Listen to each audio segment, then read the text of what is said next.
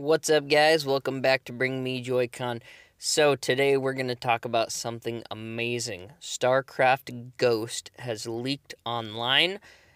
I am going to play it. I have been playing it, and I want to talk about it. StarCraft Ghost was supposed to be an Xbox exclusive title that was like a stealth game, sort of like Metal Gear Solid. Blizzard hired Nihilistic, I think that's how you say it, Nihilistic Software, and they were a small development company that was formed by some former LucasArts studio guys. So basically the game is set to follow the story of this girl, Nova, but Blizzard wasn't happy with Nihilistic's work or something. There's not really any documented reason for why, but sometime between 2002 and 2004, they were taken off of the project and given to Swingin' Ape, which was another small company. And then, for whatever reason, they never really made any statement about it for years. And in 2014, they finally told someone in an interview, I believe this with Polygon, that it was scrapped. Now, in 2016, Nihilistic developers said that the game had a constant shift in direction, and that's what was causing such an issue with development, because Blizzard wanted them to constantly change what style of game they were making based on what was hot at the time. So they would start developing this game, and then Blizzard would come to them and said, okay, that's first-person style isn't hot anymore. Now you got to go third, or stealth games are hot right now, so you need to make a stealth game instead. And this caused a big issue with development. Blizzard also told them that they had to include a multiplayer portion of the game, or a multiplayer mode, and that just didn't really work with the original vision of the game, and so that was causing a lot of delays as well.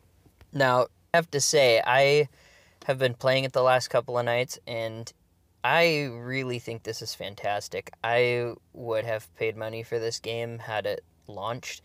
This, to me, is very refreshing and just a very, very fun, graphically pleasing game. I really like sometimes complex controls aren't great in video games, but in this case, they feel really good to me. Keep in mind, I am using a 360 controller on my original Xbox, and maybe that's why, because the white and black are actually the L1 and R1. So I don't know if maybe that's why it feels so right. I can imagine if you had to reach down and hit the white and black buttons to change between your grenades and your weapons, that might feel kind of weird. And then also when you have to shoot your gun, you have to hit the black button several times to switch between your weapons. So you're hitting the black button to figure out which one you need, and it just rotates through them all.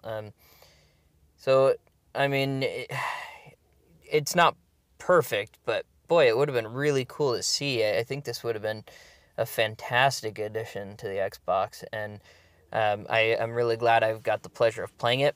Play all 6 of the levels. You have to have a modded Xbox with a 128 gigabyte RAM upgrade. Sorry, 128 megabyte upgrade. If you want to play levels 3 through 6, you can actually play those on a regular modded Xbox, but it does have some glitches here and there because it's just an underpowered system. The dev kits were higher RAM, and so they develop on there, and then they would optimize them for an actual retail release before launching the release of the game. But because this never made it to retail, it hasn't been optimized for the regular Xbox. So from what I could tell, it ran really nicely, and I'm going to keep playing. I'm going to actually be posting videos of this. I think I will break each level into its own video, just because after playing through the first level, it's long. And actually, I haven't even completed it. I played a long ways through, and it got pretty late, so I turned it off. And then this morning, I turned her back on and started playing some more. But um, boy, talk about a fantastic game. So if you guys don't want to miss that, if you want to check that out, I will be posting the entire game's length. I'm curious if there's anything else you can unlock after the 6 levels. I have no idea. My buddy said that he created a new profile instead of playing the one that is already on there, and you actually have access to the first 2 levels, and then it must just unlock the other 4 as you beat them. But if you play on the save file that already exists within the game when you launch it up, you have access to 6 levels. So I'm curious, if you beat all 6 of them, what will happen. Maybe there's more, maybe there's not. I doubt there's a credit screen, but that would be interesting to see too.